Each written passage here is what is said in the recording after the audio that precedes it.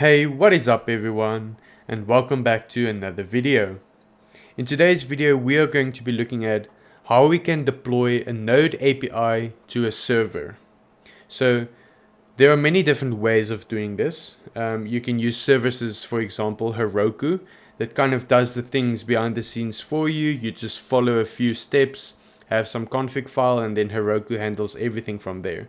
But today we're going to be looking at how we can deploy our own Node API to a virtual private server. I'll be using Linode for this, but you can use any other service. For example, there's DigitalOcean, there's AWS, there's Azure, Google Cloud Platform, many different that provide you with a virtual private server. So when I started off doing a development and I wanted to deploy my own things, it was kind of a daunting topic. So I hope today I will show you how to do this very easily and hopefully it makes sense. So I'm going to bring out my little drawing tool and I'm just going to make some drawings to illustrate something. So basically when we deploy something, we take something from our computer. So this blue box is our computer, to some server. This is the server computer. So basically when we talk about a server, it's just another computer that's connected to the cloud and or to the internet, and we can then upload our program and run it from here so everybody can access it.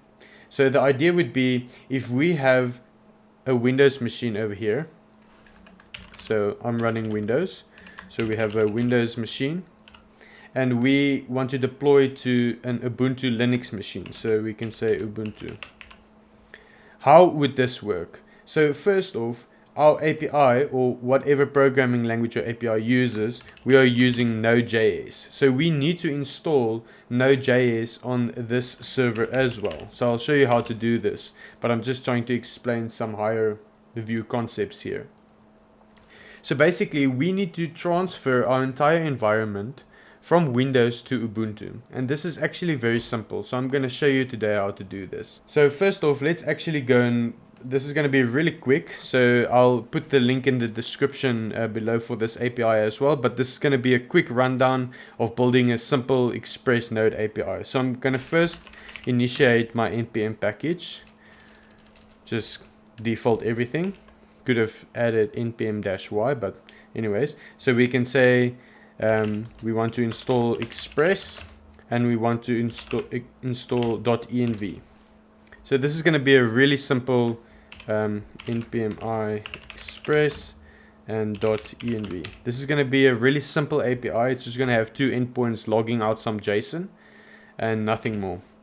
Okay, so I'm going to create a index.js file. So this would be the starting point of our server. And here I'm just going to import Express. I'm going to say Express equals require Express. And I'm going to set it equal to the app variable. And then I'm going to, on this app variable, I'm going to listen on some port. And I'm going to console log server is running on this port. Server is running on this port. And then I'm going to add that port in there as well. We don't have this port variable yet, so at the top let's create it. This port variable, we're either going to get this variable from the process.env, or we're going to default to 5001.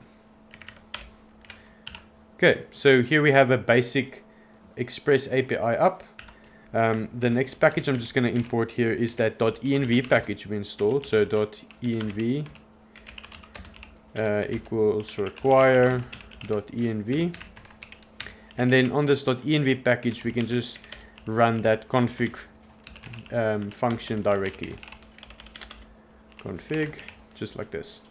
So now we actually don't have a config file yet, so let's go ahead and create that. I'm going to say touch.env. I'm going to create a .gitignore as well, so git ignore. Okay, so we have these two files, and in this env file I'm just going to add the port of 5000. So I'm making it different from the one I'm using as default so that I can show you how exactly this works. Okay, so I'm going to create two endpoints. I'm going to create endpoint 1, and this is just going to do some basic things, and I'm going to create an endpoint 2. Both of them are GET requests. So in here I'm going to say request, response, and next. And then in the first endpoint, all I'm going to do is respond with a status of 200 and a JSON that has success of true, data, and inside of data we're going to have a message. You can respond with any JSON type structure here. I'm just used to doing this structure because yeah, it's good practice to always have a status and then data. With inside of the data you have whatever data you want to display. So here I'm just going to say hello from endpoint 1. I'm going to copy this and I'm basically going to send the exact same for endpoint 2, but I'm going to say hello from endpoint 2, so that we just have 2 endpoints on this API to play around with. So now we have a basic API set up in Express. So we have that set up here. Usually we'll add a node env property as well and set this to development. So we can do different checks based on this env property. And then in the git ignore, we want to ignore 2 files, the .env, because we never want to commit this to GitHub, the env file, and the node modules, because node modules become very big, so we don't want to commit the secret file with all of our env variables or the node modules. So let's actually initiate a git repository inside of this project. So we can say git init, and we've initiated the git repository. We can see these two, this folder with the node modules, and this file is grayed out, meaning it won't be read by Git. So here we can say git add, git commit, initial commit.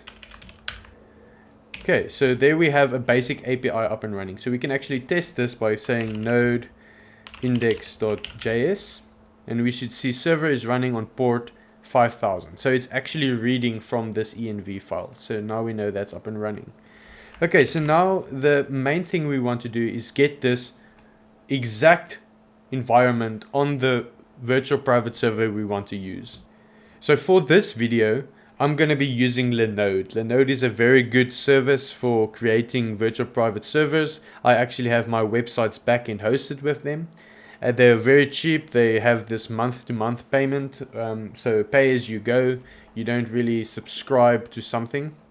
And they're very cheap. So yeah, for this video you're gonna have to open up a Linode account. You get $100 free credit if it's your first time using Linode, which is actually a lot. You can do a lot with $100. But anyways, let's go and create a Linode. So Linode calls their virtual private service a Linode. When you use DigitalOcean, it's calling their virtual private service a droplet. When you use Heroku, they call their private service a dyno. So all of these services have like their own unique name to their virtual private service. But basically, it's just a server we're hiring from Linode, and we're basically going to set up our environment and our API on that. So we're going to say create a Linode, and we're greeted with this menu. So first we get our distribution. So what operating system do we want to use for this server? There are many to choose from, but the most common one to go for is Ubuntu. It has good documentation. You can search a lot of things for it. And if you actually want to download Ubuntu and use Linux on your own computer, then Ubuntu is a very nice one to go for. So we can use the Ubuntu 20.04, the latest stable version. Of this time of recording, so this might change in the future, but I'm going for this one. Okay, then you select the region. So Linode has multiple different locations where they host their servers, so you can view all of them from here, in Europe, in Asia, in North America. So the closest one to me, and you should probably choose the closest one to your location. I usually go for Frankfurt because it's in the line on the world chart of where I am. So I'm gonna choose Frankfurt, Germany, and then we have a Linode plan. So we are not gonna take a dedicated CPU virtual private server. We're gonna do the shared one because we want a cheap one just to test things on. And I actually use this cheapest one for basically all of my freelancing and projects I want to host. So it's $5 a month, which is very cheap. You get 1 gig of RAM, you get 1 CPU core, and 25 gigabytes of storage. So I'm going to select that one. the next thing we need to give our Linode a label to identify it by. So I'm just going to call this YouTube Node Deploy Tutorial, just like that. And we don't need to add any tags. You can set tags up later when you start learning how to use Linode, but that's not very important.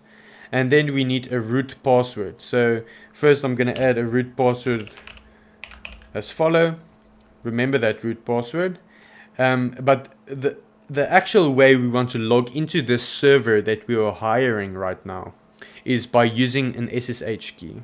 So if you're unfamiliar with SSH keys, I would suggest go check out a blog article on how to create an SSH key. It's very easy, and I'm actually going to show you how to do this inside of our server once we connect to GitHub. So I actually have a SSH key already set up with Linode, but if you're the first time using Linode and you want to add your SSH key, you can click on add SSH key. You give it a label. I gave mine a label of Windows PC, and then you add your public SSH key in here, and then you just say add, and then you select that. So I'm going to be logging into the server using my SSH key because this is the quickest and most secure way to do that. Okay, that's basically it. Now we have everything selected from this menu, and we can just say create Linode.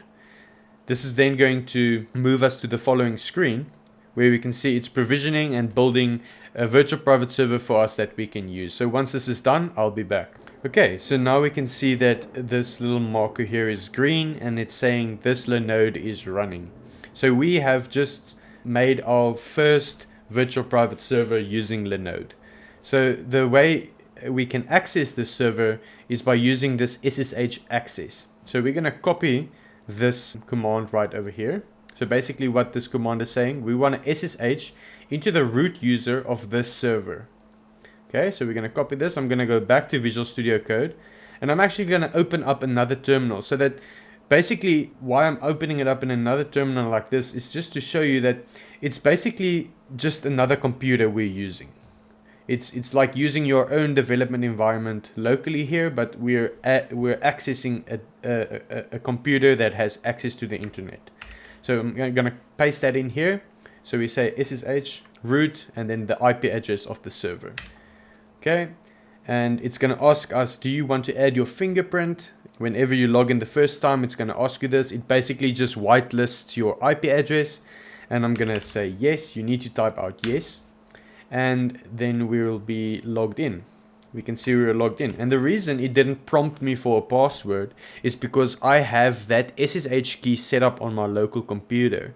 And then I gave Linode my public SSH key, so they were able to compare the two, and they know that I am the user that created this Linode. Okay, so now I'm just going to zoom in a little bit like this. I'm going to close the side menu. So now we have our two computers. So the computer here is the Linode, and this is our local computer. So first off, whenever you start using a new server, we want to update all of the programs on the server. And when we use Linux, specifically Ubuntu, I think Ubuntu and a few other distributions of Linux uses a package manager to manage all of the programs and packages on the computer. So the first thing we want to do is actually update everything and upgrade any packages or software that needs to be upgraded. So Ubuntu uses the apt-get or apt-get package manager. So we can say apt. So on the Linode server, we type in apt-get and we say update. And this will run a few commands. It will prompt you possibly, I don't know, let's see. So this is just downloading a lot of things, upgrading the server that we just had or just built. And it's very important when you start a server to always upgrade and update all of the packages for security reasons. Okay, so here it's doing a few things and we're back to our prompt. So this finished successfully. The next thing we want to do, instead of using update, we want to say upgrade. So if there's any new versions of things that needs to be installed, so it's going to prompt us, we're just going to say yes. And it basically just updates and upgrades everything. So that's the first step when you land on your new server. Gonna let this run once it's done. Okay, so that one took a little bit longer, but now that we're done, we can clear the terminal again. And now our server is up to date, upgraded, but it doesn't have Node. So let's get Node installed. So we can actually check it doesn't have Node by running the node v command. So it's telling us Node was not found. So the same for this side. If we were to run Node, it would actually give. So I just want to show you that it's still a computer. We still do the same commands. That's why it's actually good to learn the command line and how to navigate in the command line, because when you set up servers, usually you would work in the command line. Okay, so let's actually get Node installed. So my preferred way of getting Node installed is using the apt-get package manager to first install npm. Because when we have npm, we can install a global package called Node Version Manager. And this allows us to install any Node version very easily. So let's actually do that. I'm going to say apt-get install npm. It's going to prompt us again. Do you sure you want to continue? Yes, we are. It basically just tells us, you know, this is going to take this amount of memory or space on your computer. And we're just like, okay, all good, go for it. So once this is done, I'll get back to you. Okay, so now that it's done, we can actually run the node command, because usually when you install npm, node comes with it. So if we run node v, we can see node version 10 is installed. And if we run npm-v, we can see the npm version that is installed. Okay, so these two software are now on our server, but I actually want to upgrade this node version. So a very easy way to do it now is by running npm i-g to install globally, and then we want to install a package with the name of n, just n. But this is the node version manager. So we install this now. It will install it globally very quickly. And now we can use this n command. So if we say n-help, we can see a few of the commands we can run with this m package. So I'm just going to make this a little bit bigger. I'm going to clear and run that again so we see it more clearly listed. So the commands we can run here are the following. We can say n install and then the version. Install a node version. So this is very easy. We can have multiple node versions installed on this computer and then switch between them. I actually use the node version manager on my local computer to switch between different node versions as well. So this is my preferred way of getting Node installed. So I'm going to use that n command with the install, and I'm just going to say LTS for latest stable. If you go to the node.org website, you'll see this version as well. And here we can see it installed Node version 16.14.0. So if we were to run node-version, we can see we're still using version 10. So in order to switch to the new version, we can say n use the 16.14.0. And then we can see it switched into the REPL for that node version. We can exit this REPL. If we run node v again, we can see it's still version 10. The reason for this is we need to restart the server. Or not restart the server, we need to log out to the out of this terminal and then log back in. So I'm going to log out by saying just exit. And then I'm going to log back into the server with my SSH root and then the IP address. Okay, we're back in. Now I can say node-v, and we can see that we are now running Node version 16. So this is pretty cool.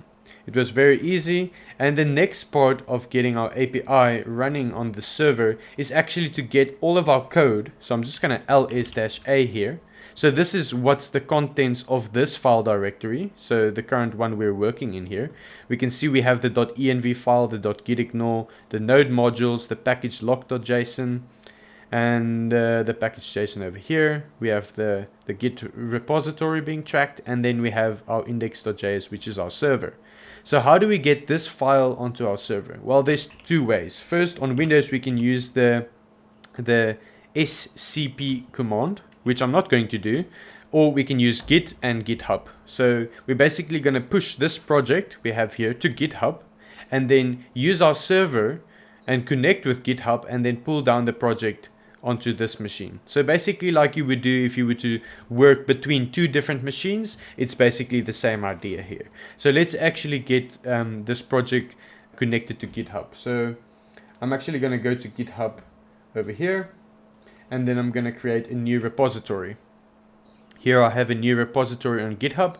I'm just going to call this YouTube deploy node tutorial. Okay, Node API deployed to Linode VPS. Okay, it's going to be a public repository or private, doesn't really matter. I'm going to say create, and we are greeted with this screen. If you're unfamiliar with Git and GitHub, I have a tutorial on Git and GitHub. It would be linked in the cards up above, and you can go and watch that if you don't understand anything I'm doing with Git and GitHub. Okay, so we've actually run this git init command already. So we already have on our local machine, we have a Git repository. So if we say git status, we can see we already have a Git repository. Visual Studio Code also marks it out over here nicely. Okay, so back to the browser.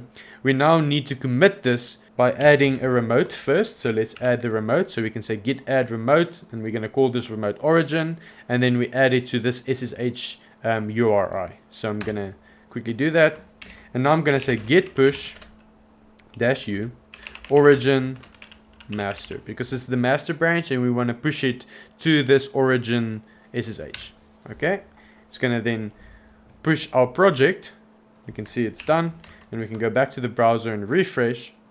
Now we can see we have our project up and running over here.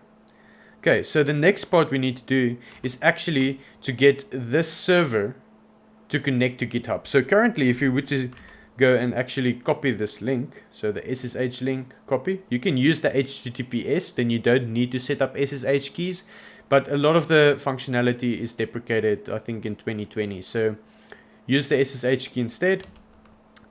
I'm gonna say git clone, and then I'm gonna paste in that SSH URI.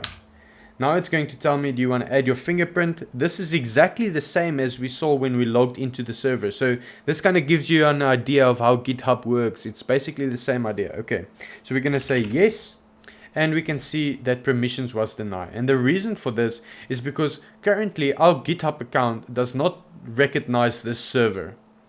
And we need to set up an SSH key on this server and then connect that SSH key to GitHub. So in order to do that, we first need to create a SSH key. So let's actually go and create an SSH key. And it's pretty simple because most of these command line tools come built in with OpenSSH, which just has a few easy commands you can run to create your own SSH keys. Okay, so we're going to say ssh-keygen for generating a key with a T flag, and then we're going to have the RSA algorithm. And then when you run this, it's going to ask you, where do you want to store this SSH key on our server? So this is the Linode server. I'm just going to keep everything default. So I'm going to just press enter. I'm not going to give a passphrase. And then we can see our SSH key was created at this location. So we have the two. We have the private SSH key and the public SSH key, both in the same directory. So I'm actually going to navigate into that directory so that you can see it. Okay, it's not a directory, so we just need to cd into the root. Okay, we just say ls-a to get all of the hidden folders as well. And here we can see that SSH one. So I'm actually going to cd into that SSH. And if we then list out everything, we can see these two key pairs that was just created. The public, this is the private one because it doesn't have the pub extension. So we're going to take this pub SSH key and add it to our GitHub account. So let's first actually print out this id rsa.pub, and I'm going to take this key, I'm going to copy it, and then I'm going to go to GitHub, and I'm going to go under settings, SSH and GPG keys, and I'm going to add a new SSH key. I'm going to say Linode, and I'm going to call this Node API YouTube, just like that. And I'm gonna paste in that SSH key. So don't use the one I have here, create your own. This is not gonna work anyway for you. But then I'm gonna say add, and it's all added. It would actually prompt you for your password if it's the first time you do that. So then you just have to add your SSH key, your password for GitHub, and then you have your GitHub and our server connected. So now if I were to go back here again just go back to the root. And if I were to run that GitHub clone command again, it should work now. So I'm just going to up arrow key till I get this command. And we can see it actually cloned down the project. So if I were to ls on my root folder, I can see the YouTube deploy node tutorial, YouTube deploy node tutorial. So we can see it's the exact same as our local computer. So now I'm going to cd into that folder and I'm going to list everything out. We can see if I list it out on this side as well, we can see we don't have the .env file on this side. So that's something we're going to check and how to do that. We still have the Git repository, the Git ignore, the index.js, package.json. We don't have the Node modules. So obviously we need to install all of the Node modules. So we just run npm I. This will then go and install all of the project dependencies. That's just a message to tell us that npm has a new version. So if I were to run ls-a again, we can now see we have the Node modules. So basically everything the same on this side is the same on this side now, except for the env file. So in order to get the env file from our computer, there are two ways. We can actually go and create a new env file using the nano editor or the vim editor, and then add everything in there. But if your env file becomes very large and there's like a lot of keys and stuff in there, then this approach I'm going to show you now is a little bit easier. So on Windows, I'm not sure what this command is on Mac, but it's very easy to just Google this. But the scp command allows us to copy something from our local computer to some server. Okay, so I'm going to actually do this now. I'm going to go into the desktop /YouTube deploy tutorial. So this file directory in here, and I want to select the env file. So inside of this directory, we saw that there's an env file, and then we want to add a space, and we want to go to the machine that our server is hosted on. So once again, like we said previously, the root @ and then we need our server IP. So I'm just going to grab the IP over here. That's the IP address. I'm going to paste that down there. And then we want to go to the root directory of this server, and we want to go into the YouTube tutorial, YouTube deploy node tutorial. So YouTube deploy node tutorial, just like that. And we want to paste in that env file. So if I run this command, we'll see this is going to show us it copied this env file 100% for this kilobytes per second onto the server. So let's actually check if it's there. So if I say ls-a, we can see that the env file is in this server right now. So that was pretty quick and pretty easy. So if I were to actually check the env file using the nano editor, we can see that node environment is currently development and the port is 5000. So let's actually change this development to production. And save by pressing Ctrl S and then Ctrl X. You don't need to do this to host in the API. I'm just showing you how you can navigate on the server and then update your env file. Okay, so now we have everything up and running on the server. So we can actually say node and then the index.js file. Now we can see server is running on this port, on the 5000 port. So this is exactly the same as we would have done here. So node index.js. We can see it gives us the same output. But now instead on our local computer, if we wanted to hit that API, we would say localhost and then the port number. Now we're not going to say localhost anymore. We're going to be using the server's IP address. So if we navigate to a browser, I can now use this. Let's just move that into the same tab. We can use this server IP, paste that in there, and then just say port 5000, and then we had one endpoint. We had an endpoint with the name of endpoint 1. So if we go back to our project, open up the index, we can see we had an endpoint of endpoint 1. So we can now go to that port and then to endpoint 1, and we should see this JSON being logged out. So we can see this API is now hosted on this machine and we can access it over the internet. So this is great. So the next step I want to go to is that usually when things are hosted online, we don't leave the port like this. We want to access the server by just saying the IP address and then the API endpoint. In order to do this, to navigate away from the port that's there, we need to use something called a reverse proxy. And this is, I know it's a big word, but it's actually very simple if you see what it does. It's basically just going to route any traffic that comes into this port, and it's going to forward it to port 80. If you see, I typed in 80 and then it disappeared. So usually the port 80 is HTTP, and the port, I think it's 443 is HTTPS, but we'll get to HTTPS in just a sec. So let's get back to our server over here. Okay, so we're done with this side. So on this side, I'm going to stop this project. Like you're seeing right now, I have to go node index.js, but we don't want to run the project like that. So we're actually going to use a package called PM2, which is a process manager. It's a very cool thing, and it basically will run our Node API by its own. We don't need to run node index or nodemon or anything like that. The PM2 will handle that. So let's actually quickly install PM2. It's a npm package. We can say pm or npm install, and we're going to install it globally, the PM2 package. So this is pretty straightforward. You can go to the documentation or the website of PM2. It's a very nice website. It has all of the commands listed out there, but I'm just going to show you all of the basic things you need right now.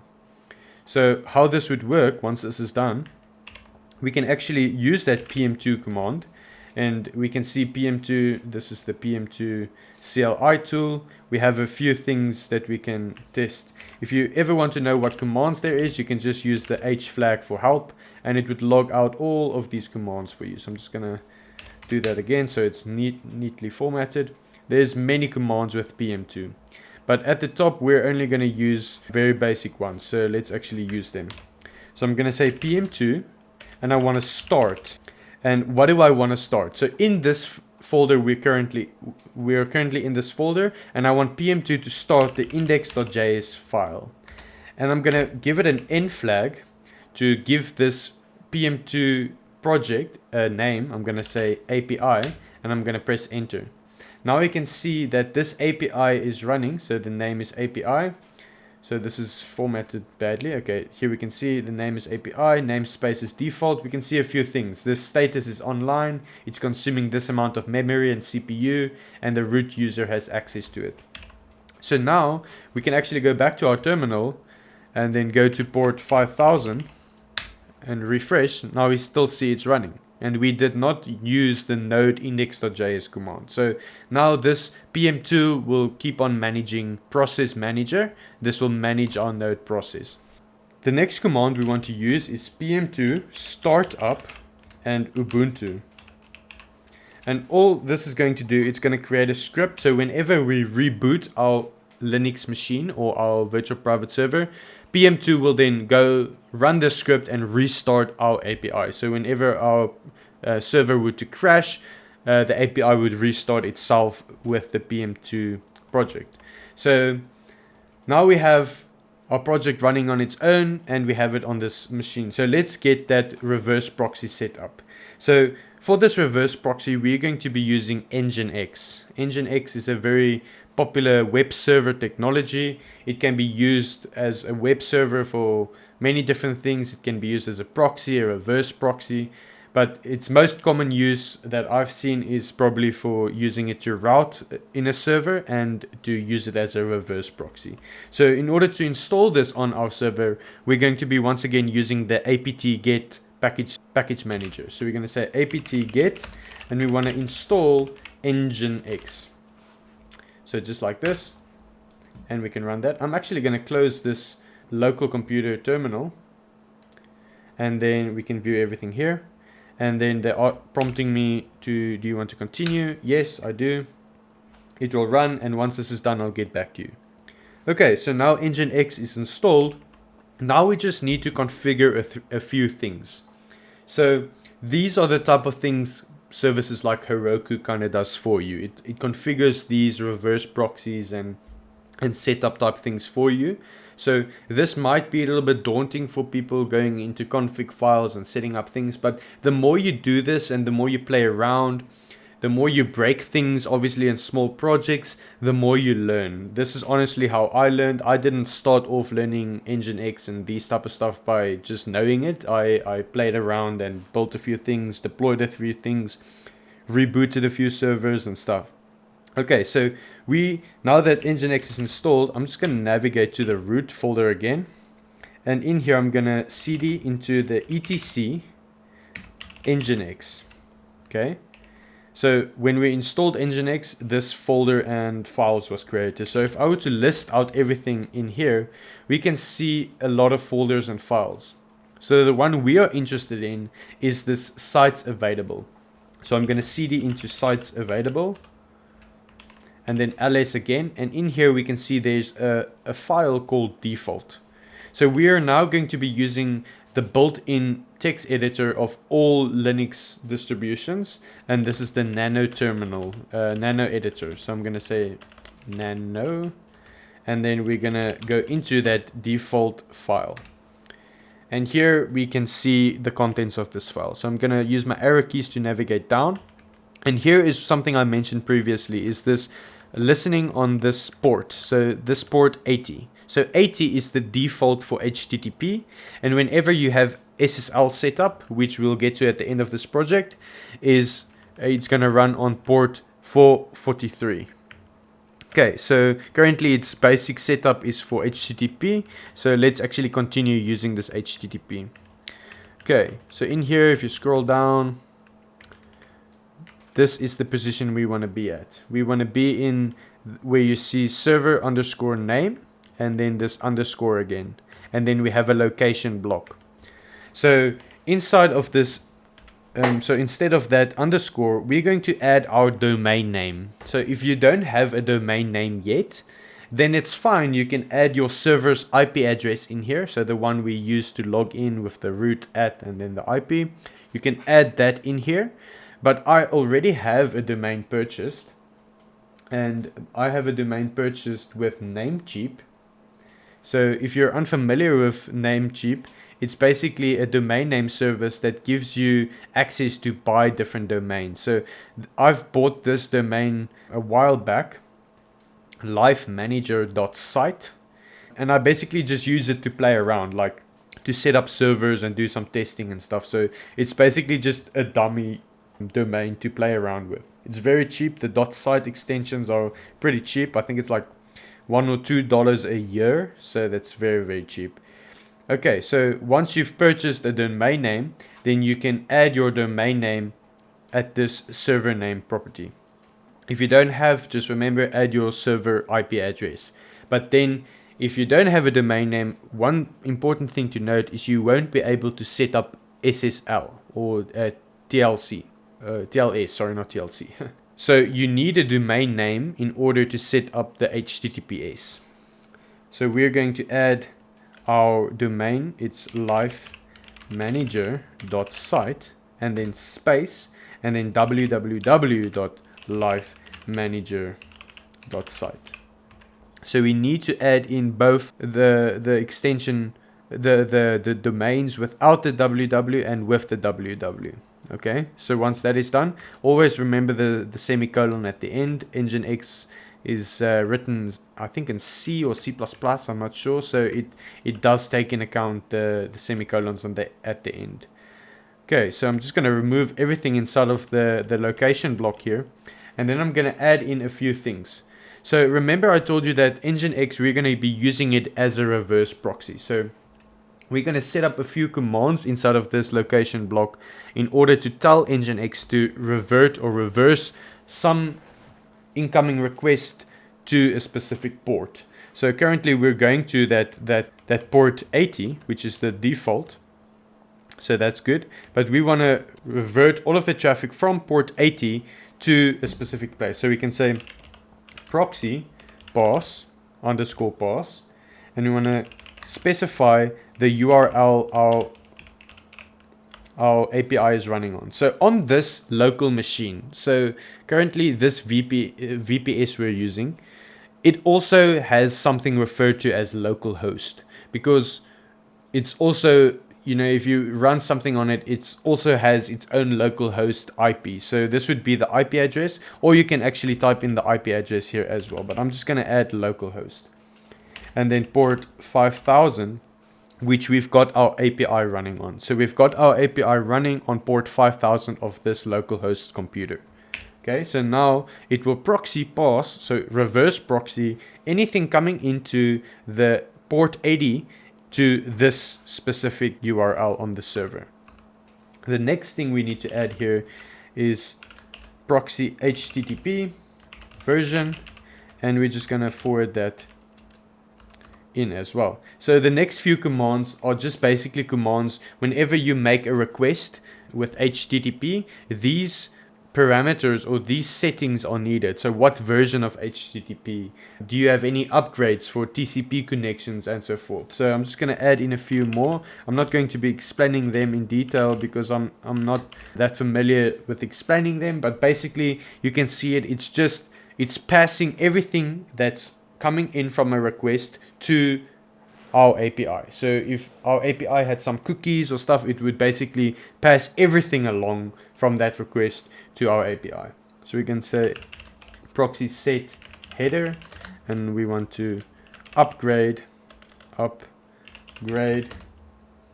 then we pass in a variable which is set by Nginx, which is the HTTP upgrade, not update, upgrade.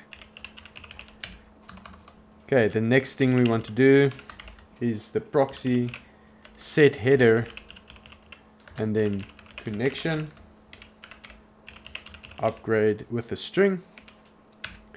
The next one is proxy underscore set underscore header and then the host, and then once again we pass in an Nginx variable which is the host. The last one we need to add is proxy underscore cache bypass.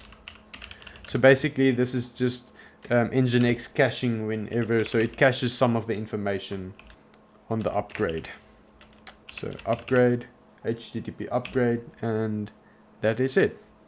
So if we view that now, we can see we filled in the server block over here, and then we added in these information pieces. So I'll add this inside of the description of the video as well with all of the commands I used.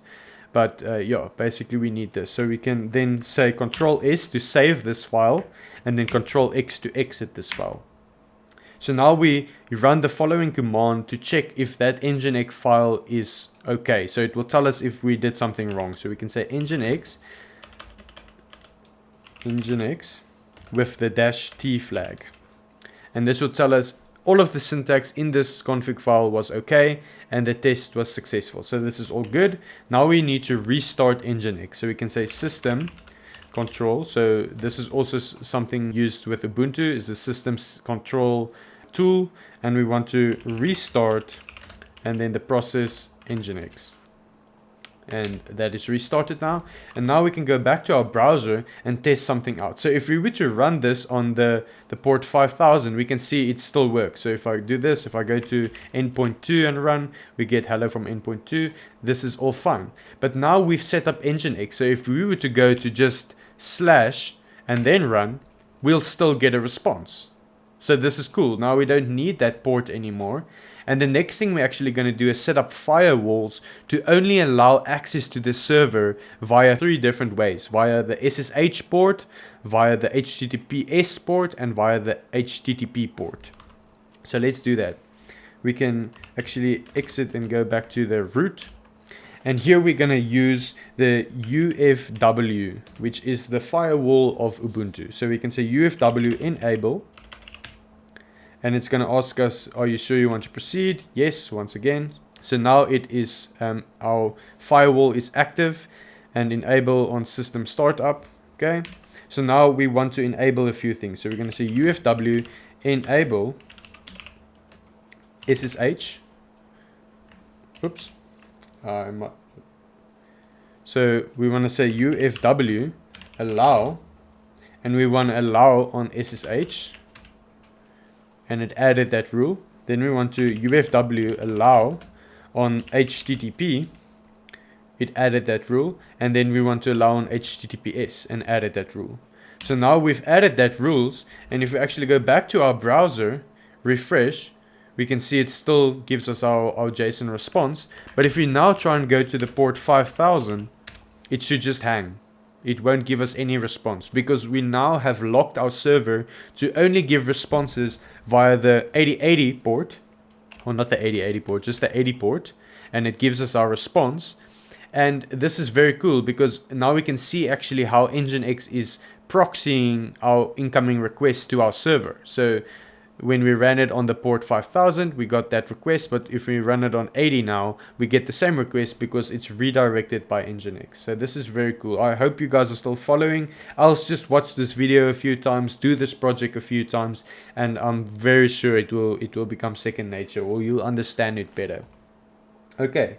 So now we've got everything set up, but the one thing we don't got set up is this not secure. So if I were to actually go to view this and say HTTPS, and we want to go to www on that domain, we'll just add in the IP, it's actually not going to respond to us because we don't have SSL or TLS set up on this server. So that is the next thing we're going to do. So in order to continue with this part, you would need a domain name. So if you don't have a domain name, then hopefully you find this tutorial helpful and you got to this point and everything's working. But the next part we're going to be setting up is SSH so that we can access our server on the SSH port. Okay, so let's actually go and do that. In order to do this, we're going to use another program or package called Let's Encrypt. And Let's Encrypt basically gives us free SSL certificates for our domain. Okay, but we're going to need to use a certbot, a certificate bot, in short Certbot, which is a tool that helps us, connect this Let's Encrypt certificate or generates a Let's Encrypt certificate for our domain. So let's actually do that now by running the following command. We're going to run snap install -- classic and then certbot. Okay, so snap is another package manager, but you need to use the snap package manager in order to download certbot and use certbot. So we're going to run that, and here we can see it starts downloading. So once this is done, I'll get back to you. Okay, so certbot is now installed. Now we're going to add this following command. So I'll add the link to the article I used to get all of these commands. It's actually Certbot website, and it gives you all of these commands to run. So ln -s and then snap bin certbot space the user bin certbot. Okay, this won't give us any feedback, but that command is now set. This basically just allows us to execute certbot commands, which we're going to do now. So we're going to say certbot, and we're going to run the Nginx command. So we want to connect Nginx and our certbot. That's why we added our domain name with the server name. So certbot is now going to run through our Nginx config. It's going to set up the SSL part of this Nginx process, and it's going to ask us a few questions. So let's run this command. It's going to ask us to enter an email address that will send us an email whenever our SSL certificate needs to be renewed. But Certbot will basically run and renew the certificate on its own. So we're going to say the full stack. Oops, you can't go back, so I need to rerun that. So if you type that incorrectly, you just need to Control C and run it again. Okay. So add in your own email address there. Then it asks, did we read the terms and services? Obviously we didn't, so just say yes. And would you like or be willing to add or provide Let's Encrypt with different information? Let's just say no. So they actually ask you, do you want to provide us with information? So let's say no. And here it picks up something interesting. Account registered. Which name would you like to activate the HTTPS for? and we want to add it on both. So if someone were to access our web or our API using lifemanager.site or www.lifemanager.site, both of them works. And if you read this, it says if you want to select both, just leave it blank and press enter, which I'm going to do. I'm going to run this, and now it's going to request for a certificate. This might actually fail because we didn't set up our domain on Linode and our server yet. So we can see it failed here. And let's actually go and do that now. So what we need to do is go to Linode. So I'm going to actually navigate over here. Where's my Linode tab? Did I close it? It's over here. Okay. And we want to create a new domain. So under these domains, let's go to domain and create a new domain. So we're going to say create new domain, and we want to specify the domain. So here I already have that domain. I'm just going to select that, lifemanager.site. We want to have an email address connected to that, so the fullstackjunkie@gmail.com. And then Linode gives us this option to insert default records for one of my Linodes. So I'm going to select that one. It's going to fill in all of the A records and stuff that it's very overwhelming to work with initially. So let's just use that default, and then we're going to choose the Linode we want to set this domain for. So the YouTube node deploy tutorial. So that's the Linode, and we're going to say create domain. Then we want to go, once this is done, we see all of these name servers. So there's 5 name servers. Then we want to go to Namecheap. So where do I have my Namecheap browser? Over here. So we want to go to the name registrar we are using, and we'll see an ability to add name servers. I'm going to choose the custom domain name server, and then I'm going to add in all of these Linode name servers. So if you view it on the just going to actually go ahead and close up some of these tabs. Okay. So here I just went and add all of these Linode name servers in here. Okay, so I'm just gonna actually say .com, and I'm gonna save it, and then we can see this might take up to 48 hours. So this is actually really true. Sometimes it does take 48 hours. I had situations where it took a long time to propagate, but yeah, let's actually see how long it takes. So now we have connected our Linode to this domain name. Okay, so this is all set up. We can reload just to make sure everything's fine. We can go back to our Linode. And now if we actually were to go and try, instead of going to HTTPS, let's just try HTTP, and then lifemanager.site and that endpoint. So yeah, it doesn't look like it has propagated yet. So I'll actually get back to you to this part of the video once this has propagated and works. Okay, so after about 6 or 7 hours, it finally propagated. And now if we do the refresh, we can see that we are now fetching our data from the API with this domain name. So we only have one thing left to do, then this entire API is set up.